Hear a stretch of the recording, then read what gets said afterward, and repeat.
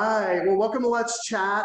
If you've listened to the podcast before, you have heard Jason. Jason McCloy is with Cross Country Mortgage, and he is amazing. So I asked him yesterday if we could jump on here and do just a quick Zoom to talk about a couple things in regards to interest rates. So there's some upcoming changes with interest rates, but then the other thing was just kind of how that works on the front end. So especially if you're a first-time buyer, when do we lock your rate? How does that work? So everybody can kind of understand that. So Jason, why don't you start there, and then you just take over. Okay. Well, thank you, Nathan, as always, for having me, and everybody out there. So rates right now are a little crazy. Let me start first with, when do you lock a rate? That's a great question, right? That's a question we get all the time. Every day I get that question. Right. So really the time you lock a rate is when you've identified a property, and here in our market, typically it's when we're past the inspection period. And the reason that we do it in that way is because when you lock the rate, it's with the customer and the property. So if, God forbid, the inspection fails or something, the contract is canceled, if you had locked that rate at property identification and a fully executed contract, you'd have to start over. You would lose that rate when you cancel that transaction. So the best case scenario is you're going to lock once you've went ahead and identified the property and you're past your home inspection. But you don't have to lock at the beginning. And a lot of people think you do. They think when you start the mortgage process that you have to lock day one. That is not the case. I have many clients who will play the market, quote unquote, to try to get the best rate and time that downturn perfectly. Sometimes it works out, sometimes it doesn't, but you're eligible to lock once you've got a fully executed contract. That's really the rule. For us in our market, it's fully executed contract and past home inspection, just as a best practice. But they can lock. I have clients that will lock all the way up until 7 days prior to closing, and we do ask that you lock 7 days prior to closing so that we have adequate time to redisclose to the customer and let them know, hey, like, this is what your payment is, your final payment is going to look like. Right. So that's kind of when we lock and why we lock and the reasoning there. So it's you're eligible to lock as soon as you get a contract, all the way up until 7 days prior to closing. And I think that's really important, because I think a lot of times people say, oh, the rate is, whatever today. And, can we lock that rate? And it's like, you haven't even started looking at houses. So it doesn't work that way. It has to be that executed contract, and preferably after the inspections, because if you do cancel, then what was the point? Absolutely. Yeah, definitely. And now tell us too, Jason, like the rates changing, the fact that the rates change every day, that's set by the Fed, kind of go into that a little bit. Because I think, sometimes it's perceived that, that lender's just jacking up the rates because they want to make more money. So dispel the rumor. I will dispel the rumor right here, right now, live for you. So we are paid, most loan officers, including myself, are paid on factors that have nothing to do with rate. It's loan amount and things like that. So whether you get a 2% rate as a customer or a 5% rate makes no matter to me, makes no difference. So there is no like, hey, I'm getting, some more money here or something, or the lender's like, haha, we're going to charge you higher. That is not the case. We want you to get the best rate. That's the reality of it, is we want our clients to get the best rate that we can offer them. And we all go to the same well. Every lender gets their money from the same place. So the Federal Reserve changes things, or the secondary market investors change their mind on something, that affects all of us across the board. So that's, whether you're using me or some other lender, that's going to be the case. So we're not just jacking the rates, but to your question, what have rates been doing lately? Yes, what's going on with the rates? Unfortunately, I don't have great news to tell you today, because rates, so the beginning of December, end of November, beginning of December, we saw rates start to spike. Traditionally, and I've been doing this for a while, those last few weeks of December, everybody's kind of in vacation holiday mode, including those people on Wall Street and those secondary investors. So we really don't see a lot of activity the last 2 weeks of the year traditionally.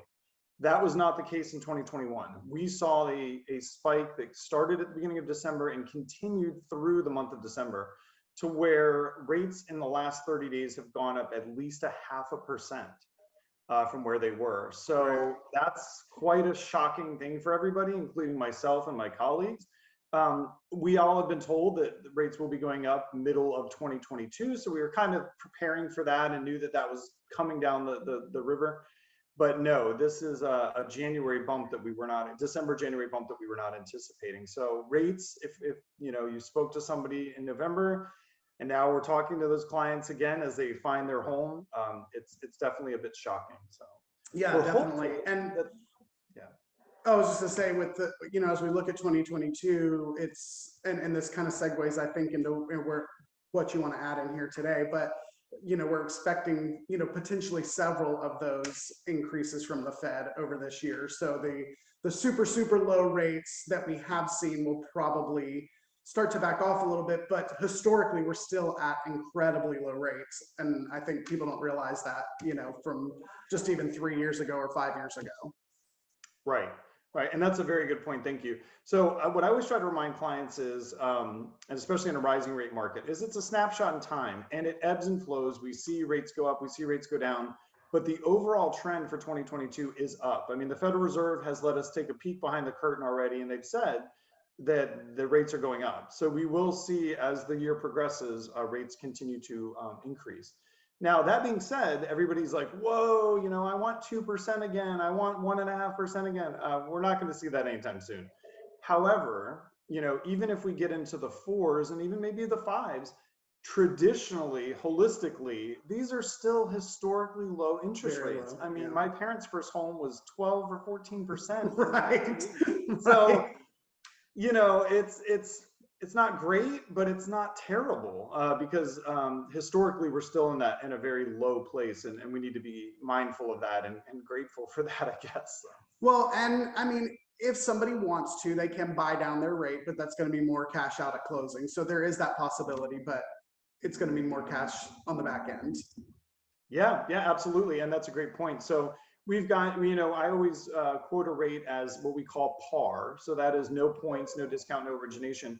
But certainly the customer can buy down the rate. If your intent is to be in the home for quite a while, it makes sense. But we're going to do that break-even analysis. I take the time with each client to do that break-even analysis and go, look, if you buy the rate down and it costs you X, how long is it going to take to recoup X? You know, so we want to know that. But you're going to also see temporary buy downs come back into fashion.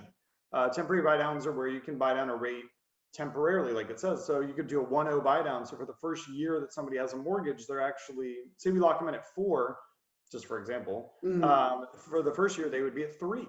So it's a great, especially for our first time home buyers, it's a great way to kind of get them ease into the process. Right. Yeah. You get adjusted to that. Okay. So second homes. Yeah. What's happening, Jason? Oh my goodness. It's not good news. And I'm so sorry. There is some good news in there. There's good news for at least 60 days. To move. There is. For people that are ready to do something right now, let's get into it, because so basically what's happened is last year in 2021, we saw the GSEs, those are Fannie Mae and Freddie Mac. So those are the big government, you know, the mortgage-backed securities. Backers, right. So what we saw in 2021 was they did it in the investment homes. So investment homes, suddenly the rates went way up. And it's because they're just trying to pull back. You remember that the intent of Fannie and Freddie was to quit buying so many mortgage-backed securities. So they had a strategy to start, you know, buying less and less and less. So they're taking segments of the market. So they started last year with investment, and it was pretty shocking for everybody. I mean, it really, the rates, we call them loan level price adjusters, went up quite a bit. Well, in 2022, here comes second homes. So anybody that's buying a second home or a vacation property, there was a letter that came out from Fannie Mae last Wednesday that outlined that they are making loan level price adjusters for second homes. And we thought on its face that was probably for the higher loan to values, you know, the people that are buying a second home with 10% down or 15% down, maybe less than 20% down. Right. No, it is pretty much across the board. I'm going to share something with you in a moment and you'll see what I mean, that these are some pretty significant adjustments. So do you want me to go ahead and do that? Yeah, share away. All right. So what we are seeing, if you can see that, you can see the screen pretty good? Yep. Okay, just want to be sure. You know, we're still all getting used, 2 years in and we're still getting used to we should be. Yeah, I know. Right? So So as you can see here, I made a little chart. So occupancy, second home. So the old, you can see those adjusters. So if you were putting 40% down, no adjustment. Up to 30% down, no adjustment. All the way up to 15% down. So that 80 to 85% loan to value, there was no adjustment. A primary home and a secondary residence were treated exactly the same. It was only when you went into above 80% that you started to see some adjustments. But even then, look, it was 1/4% on a loan level price adjuster. Now, that doesn't mean that's 1/4% to the rate. So I just want to be clear on that. When we talk about loan level pricing adjusters, that's an adjustment to the price. Each rate has a corresponding price. Right. So I don't want people to think that this means, oh my gosh, the rates are going up by that much on top of what. Right. No, right? We would all have a heart attack. No. So what it means is the price that corresponds to that interest rate is going to have a hefty adjustment to it. And so you can see, like, you know, if you were putting 40% down on a second home, there used to be no adjustment. Going forward, there will be a 1 1/4 hit to the pricing on that deal. And so if we go into our more traditional space, most people buy a second home with 20% down. There was no adjustment. You can see there in the middle of the screen, but now there will be a 3.375 adjustment to that price. So that's going to be a bump in rate. That 3.375 is probably going to correspond to at least 1/2 to 3/4% in rate. So what that means is if my second home today was 3.75, just throwing numbers out there, we're going to be looking at 4 1/4 to 4 1/2 when this takes place on that deal. So, and then you see it gets really ugly if you go right above that to a 15% down or even a 10% down. You got 4.125 is the hit to the pricing. So it's not pretty. But I think it's good you differentiate. Like, it's not that it's not the current rate's gonna be plus 4.125. That's on the pricing. What it corresponds to is maybe 3/4% or something like that. Right, absolutely. And so we see loan level pricing adjusters on all loans we do. You know, you can have a pricing adjuster based on your credit score. You can have a pricing adjuster based on loan to value or property type. If you're buying a manufactured home versus a condo versus a single family, there are loan level pricing adjusters. But what this is saying is that if you're buying a second home, be prepared that the rate, the price for these is going to get a lot more expensive. So that's the not so great news. That's the not so great news. But the great news from your friend Jason here at Cross Country Mortgage is that selling that in all seriousness. So our competitors, this went into effect, like I said, the letter came out last Wednesday. This went into effect for most lenders yesterday. Okay. We here at Cross Country Mortgage, we got an email yesterday late in the day that said, you know what, we are going to have to change. It's inevitable, but we are nimble, we are flexible, we are great at what we do. And so that being said, for the next 60 days, we are not going to implement these pricing adjusters. That's so great. For the next 2 months, if you're buying a second home, now's the time. Yeah, the time's up, time to go, because you're going to be able to still get a fantastic rate with no loan level pricing adjustment. If you do it between now and the next 60 days. 60 days. So as long as you're under contract in the next 60 days. No. So it's contract and close. Yeah. So you have to be closed within the next 60 days. Yes, sir. Yeah, we have to deliver. We have to deliver the loan to Fannie or Freddie within 60 days. And so what we're kind of telling people is, you know, it takes us about 30 days to do a loan. Yeah. So you got about a month. We've got about a good month to maybe 45 days. I mean, I've closed loans pretty quickly if we do a rush. But yeah, the time is now. If you're out there and you're looking to buy a second home or vacation home, this would be a great time to do it with Cross Country before those go into effect. Yeah, definitely. Wow. So that's, you know, that's some crazy adjusting that we just, you know, we've been getting very comfortable in this super low rates and everybody kind of freewheeling around, and so now we're kind of coming back to you know, a little more normal kind of pacing, it feels like. Yeah, and the exit strategy, I mean, this all plays into what we knew was coming down the pipe. Like, we knew Fannie and Freddie had an exit strategy for getting out of mortgage-backed securities more, and so now they're doing it, you know, methodically. They said first investment properties took a hit. Now it's second home, vacation homes taking a hit. Your primary residence and your first-time home buyers, this is actually kind of like the silver lining to the story is for I think those so. folks. Yeah. Absolutely. So for those folks, this may free up a lot of inventory that previously was out of reach because it was being snatched up by investors and second home buyers. Right. Now your folks that are first-time home buyers or primary residence buyers, this may open up some inventory to them.